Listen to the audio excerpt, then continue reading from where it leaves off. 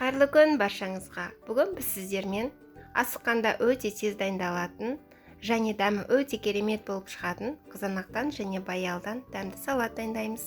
Ол үшін ең алдымен 3 баялымызды жуып, осылай дөңгелек қылып турап аламыз.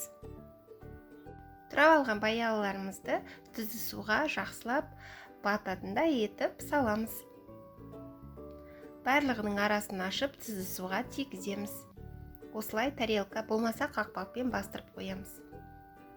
2-3 сағат тұрды, ашты дәмі бәрі шығып кетті. Жақсылап шайқап, осындай сүргіге сорғытып аламыз. Табамызға майымызды құйып қыздырып, қызған-қызбағын осылай шпажкамен тексерсеңіздер болады. Баялыларымызды осылай салып, жақсылап қуырамыз. Бәрін бірден салып жүрмеңіздер, осылай аз-аздан салып қуырсаңыздар, әдемі, жақсы, хрустящий болып қуырылатын болады. Қуырып алған баялыларымызды қағаз майлыққа сорғытып аламыз. Қалғандарын да дәл солай қуырып аламыз. 5 тіс сарымсағымызды осылай жартысын ұсақ қылып, қалған жартысын дөңгелек қылып кесіп алатын боламыз. Сарымсақты жақсы көрмесеңіздер, азырақ пайдалансаңыздар болады.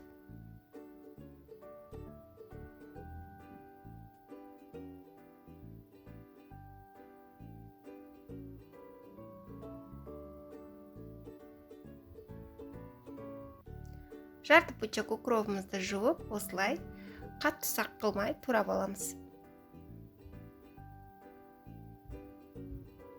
3 қызанағымызды жақсылап тазалап, осылай 4 қылып, дәл видеодағыдай тураймыз.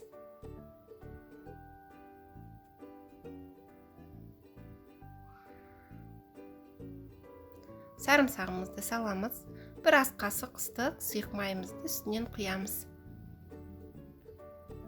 Ас көгімізді саламыз.